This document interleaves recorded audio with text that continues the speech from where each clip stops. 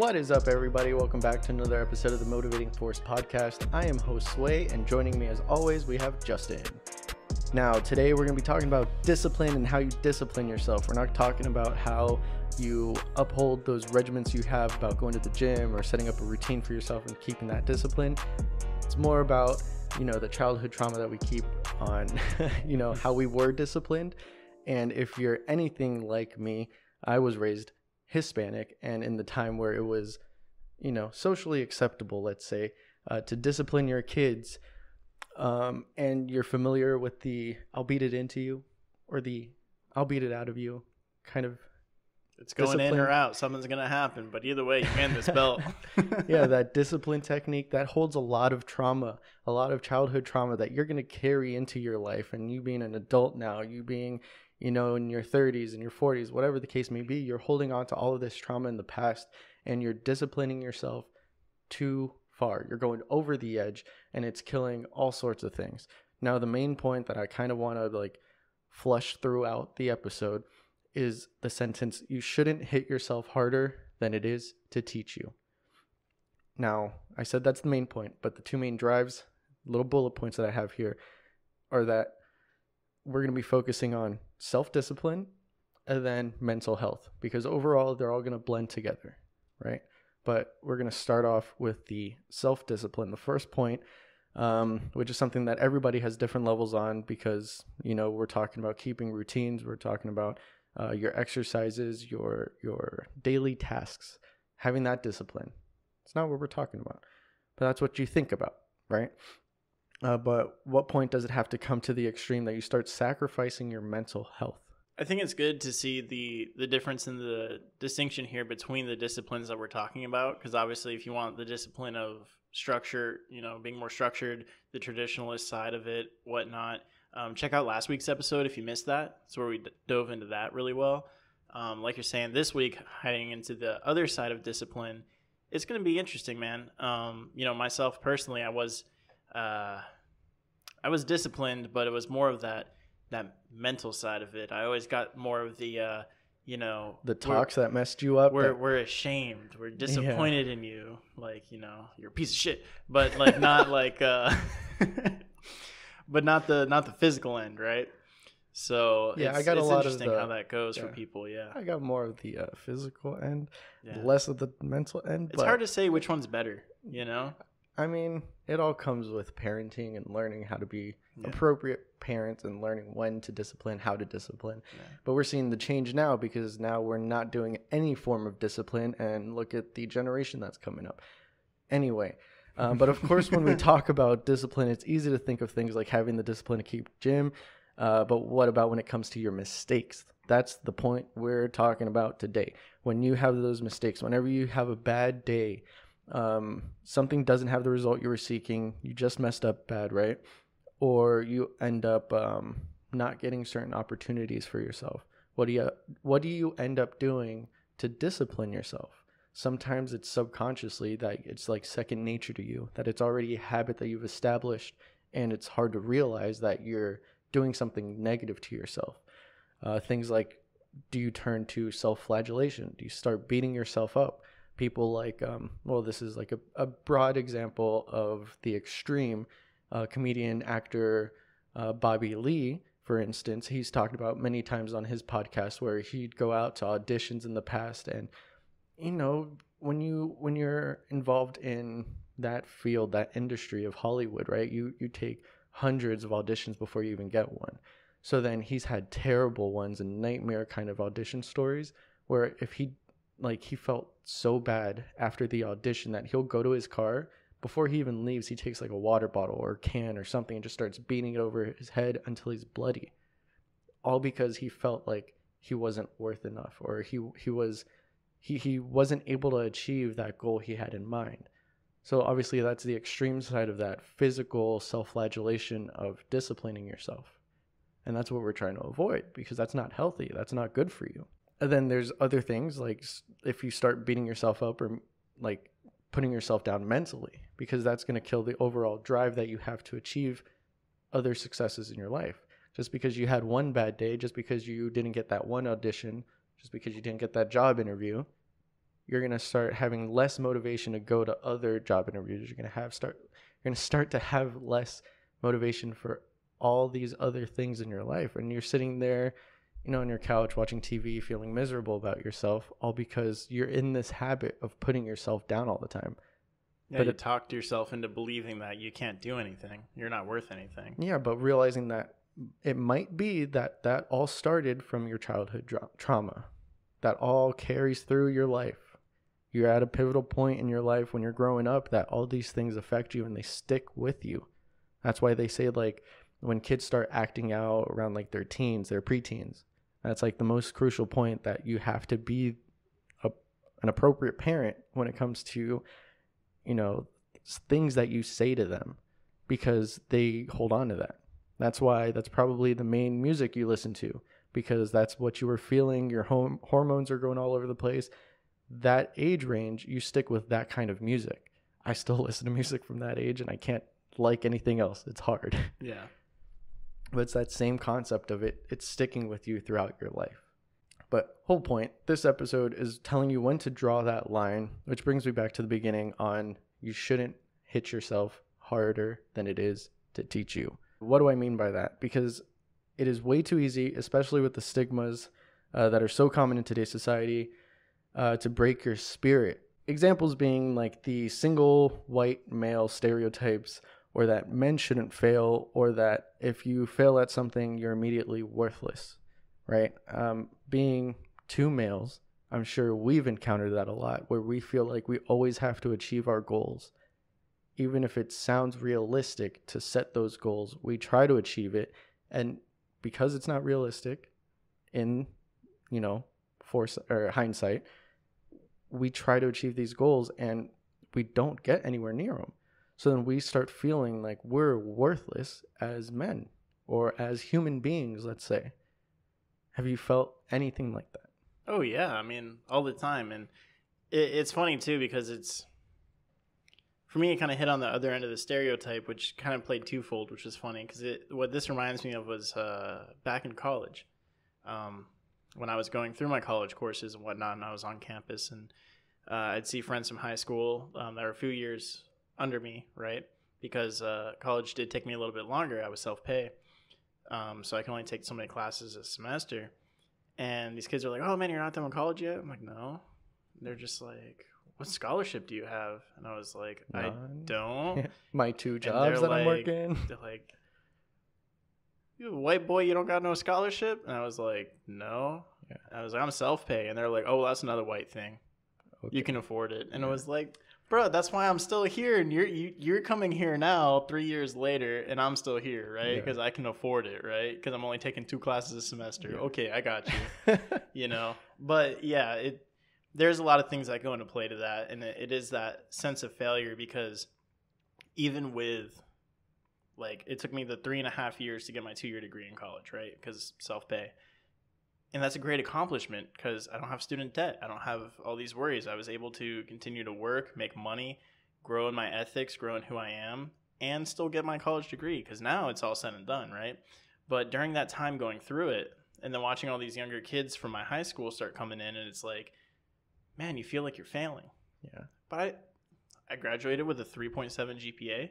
I was doing amazing, and I still felt like a failure because the time frame wasn't right. And all it takes is one little thing to be not completely perfect for you, and you think you're failing at everything. Yeah, it's one of those things, and the reason why I don't like when people use the terms like, oh, my 2-year degree or my 4-year degree, because even when you get up to doctorates, right?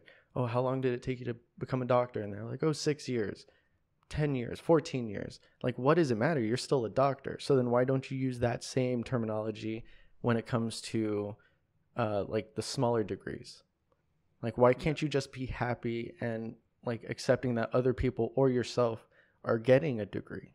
You're still getting that goal. Why do you have to set it in this term of a 2-year degree? Yeah. I mean, because realistically, if you're killing yourself and you're trying to achieve it in 2 years, whatever, you can, but you're still achieving the goal of having that degree at the end of the day. So why does it matter to other people, to you, to put yourself down about not achieving a 2-year degree? Yeah. On time, on the 2 years, I mean. Whole point, get those things out of your head, because at the end of the day, we're all human, right? You're still achieving those goals. You're still getting certain things. You're still accepting of not having the scholarship. You're accepting of the fact that you had to work for it and pay for it yourself. We're all human and we all have flaws, right? So if that's, we weren't right for certain roles, we weren't right for auditions, we weren't right for jobs, whatever that case may be, we all have ups and downs. And the best part of a roller coaster is a free fall, I would think, right?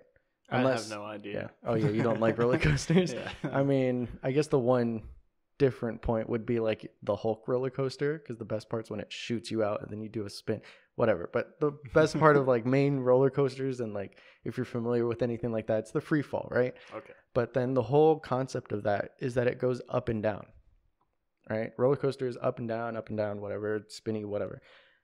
But you can use that metaphor in your life, right? We're all going to have our ups. We're all going to have our lows. If that's our fault, if it's other people's fault, whatever, we have to accept the fact that we have a roller coaster that we're riding, right? So the point that we're trying to drive is that with that self-discipline, with the way that you, not harm yourself, the way you discipline yourself after those mistakes or after those failures, is that you don't want to hit the same low every time you go on that roller coaster. After that one dip, you want the next time you go up, you don't want to hit that same low. You want to make sure that you're learning from the mistake. You want to make sure that you don't hit yourself harder than it is to teach you, so then you don't hit that rock bottom. You want every time, you want it like a perfect stock market, my bad. You want put your money in something and you don't want it to dip down where you initially had that big dip. You want it to keep going up, dip down, go up. So it's like you can use that same analogy for your life and your goals and what you want to achieve with yourself. Yeah, I think a lot of it too is being a little more easygoing with yourself, because then people will be hitting those lows and not realizing like where you bought in at, this new low for you, it's still up here. You still have so much more that you've gained and you've grown from, and then your stock's coming down, your personal stock's coming down, you're hitting that low point. And you were down here originally, and you're like, oh, I'm such a failure. I'm worse off than I was before. And the reality is quite the opposite. Yeah.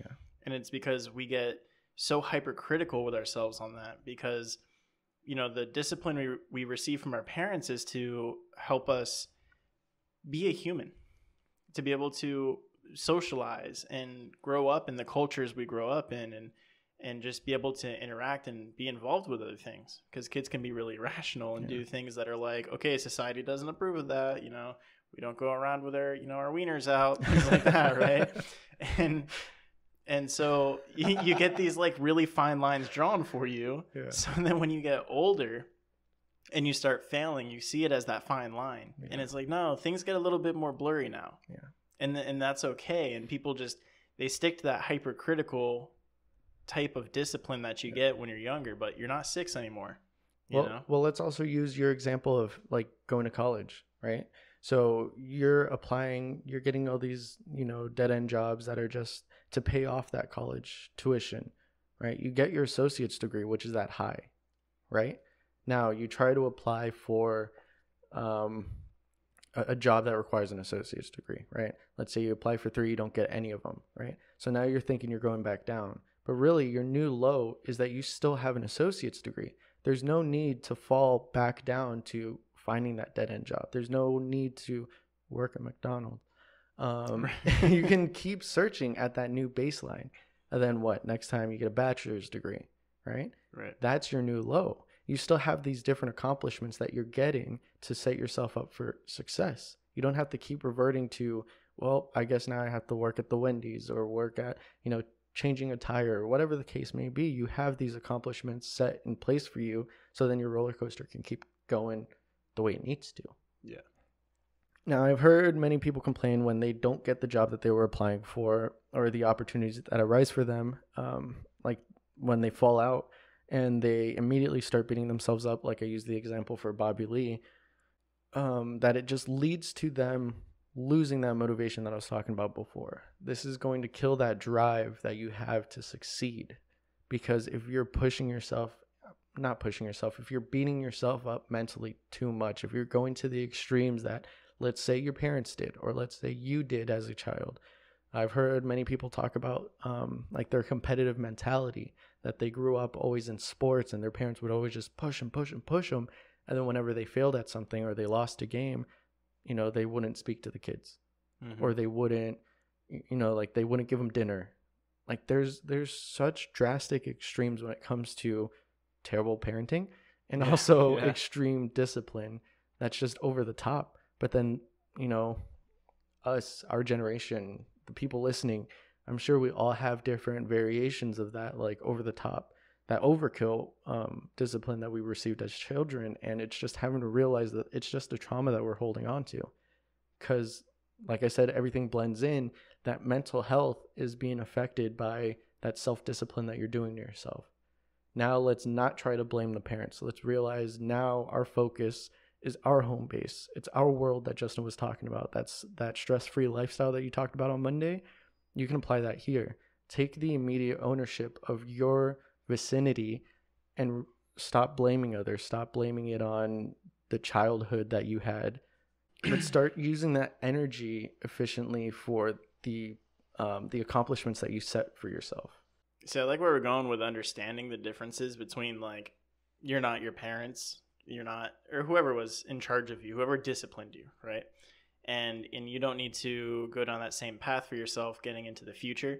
But to some extent, what we're saying here is, you shouldn't hit yourself harder than it is to teach you. So if we're not trying to go to like that hypercritical level or to the levels that are basically bottom line abuse, those are the things like these adults, now adults, as kids, they're familiar with that. So like that type of abuse, we're like, okay, if I lose the game, I don't get dinner tonight. To us, that's like, yeah, that's crazy. But for them, it was part of their daily living. That seemed normal. That seemed acceptable. So when we are trying to discipline ourselves, how do we understand where the boundaries are, where it is acceptable in reality and in society compared to what we think is normal and acceptable, whereas like not getting fed dinner or getting hit with a belt? Where do we start drawing that line, I mean, I think it all begins with the accepting part of it, right? If you're accepting of, I didn't get the job or I didn't get my degree on time, like you changed your complete mindset around once you started accepting, like you had that great GPA, you don't have the student debt. Why do you have to keep hounding yourself about it? Because other people care about what time you're achieving your goals on? That shouldn't matter to you. That's why we talked about on Monday, realizing what's in your immediate control.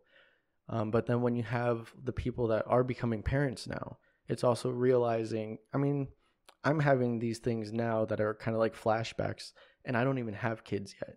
And it's like I kind of picture myself acting the way that my parents would with me. So now when people are new parents, or they have a couple kids now and they're listening to this, I'm sure of it, that they've acted out in certain ways towards their kids because that's how they were raised. And then they get that immediate guilt of like, oh, damn, like my dad did that to me, or my parents, my grandparents, or whoever it was that disciplined you acted that way towards you. And you're just throwing that trauma onto your kids. Yeah. And that's not acceptable. So then it's also realizing where you should draw the line. Like that I guess it's more of the individual responsibility. It's not really something that I can tell somebody how to parent because I'm not a parent, but it's also not going over the top to the other part of that spectrum. Not disciplining your kid, making it so great that, everybody gets a participation trophy. I don't agree with participation trophies. Yeah. There should be a base for success and failure. They should be able to know what failure is, just they don't have to get beaten up for it or abused, or they don't have to feel so terrible about a loss in a game or whatever it is as a child, because then the same thing's going to happen, that now they feel that they're that everything that they do needs a victory speech. Everything that they do needs some kind of congratulation ceremony. Yeah, the biggest thing with like the participation trophies, number one, if you have a winner, you have a loser. Plain and simple. This is not a competition if somebody doesn't lose, right? And at the same time, you might have kids who like certain things and want to do certain things, but they suck. And it's like, hey, you lost the competition. Or they're just not genetically built for it. Right. And it's like, you lost. Again, for the third time. And then it's like, either you're going to work your ass off and you're going to get good at it and you're going to become proficient, or you're going to be like, you know what?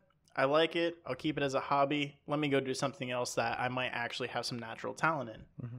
Because you're telling these kids who suck royally at things, oh, you're a winner. Oh, you did good. Oh, yeah, here's your participation trophy.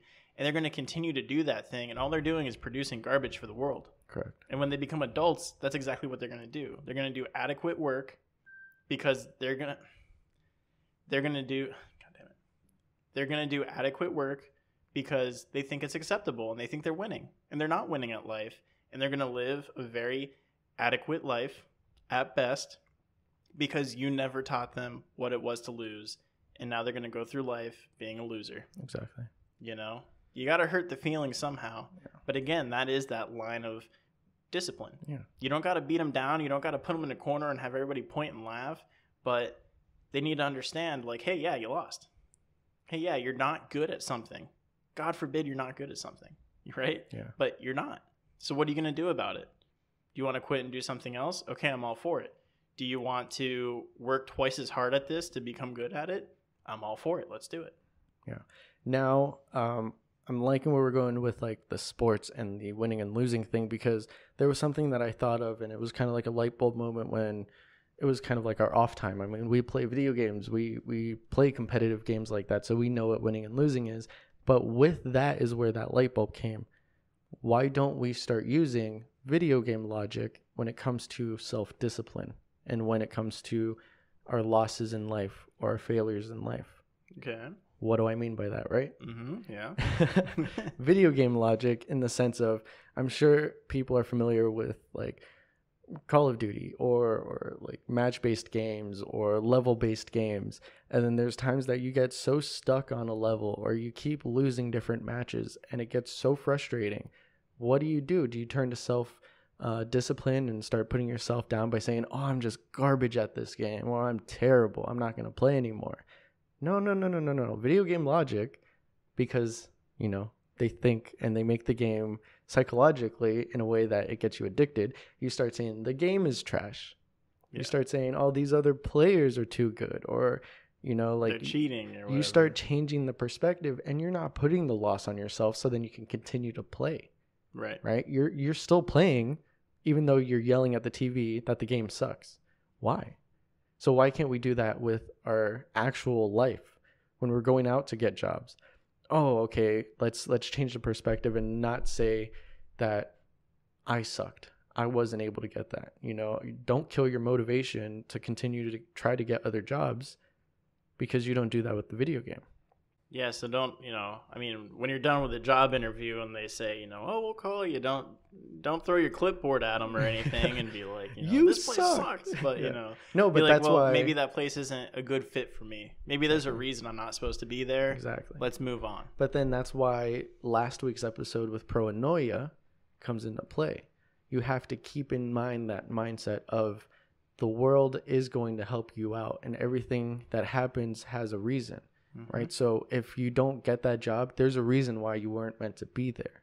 Instead of being, you know, paranoid and thinking that, oh, everybody's just out to get you and that it's your fault for not getting that job, change it to your mindset that, okay, I'm going to use the video game logic to not flagellate myself, like not put that blame on me and discipline myself that hard. You want to keep the motivation to keep striving for success and new opportunities and seeing when those opportunities arise, because then you should be able to have that self-esteem still to try for it. You have to keep trying. And that's kind of where I'm going. The whole trying part is that, you know, the mental health aspect is kind of blended in, like I said, with the self-discipline part throughout the entire episode. But the point being is that the self-depreciation, beating yourself up, you start lowering your self-esteem. You want to keep a hold on that self-esteem. You want to choke hold it and keep it. Right. You don't want it to go anywhere. You don't want to lose all that self-esteem and start thinking you're worthless, like society kind of puts out that we should be if we don't achieve anything. And that's a no-no. But you have to keep the drive for bigger and better things in your life. So again, only hit yourself hard enough to learn the lesson that needed to be taught from the mistakes that you made, and try again. Always try. I cannot stress that enough, dude. When everything fails, you have to try. Like, I'm going to say that word so many times. Yeah. Try better. Keep the actual discipline to the routines that we talked about before, and then keep the discipline to the struggle. You have to ride that roller coaster and get back in line for another one once it's finished. You have to make sure that each low is a new high, right? You have to realize what the accomplishments are that you're hitting in your life, and realize that you got that to fall back on. You don't have to keep hitting rock bottom. Roller coaster is going to be real fun at the end of that. I promise. Yeah, man, it's a beautiful thing. I love the topic. I love the idea of it. Hopefully it helps everybody out there understanding the different boundaries that you can set for yourself when it does come to discipline, in this sense, of course, and how you should really be treating yourself.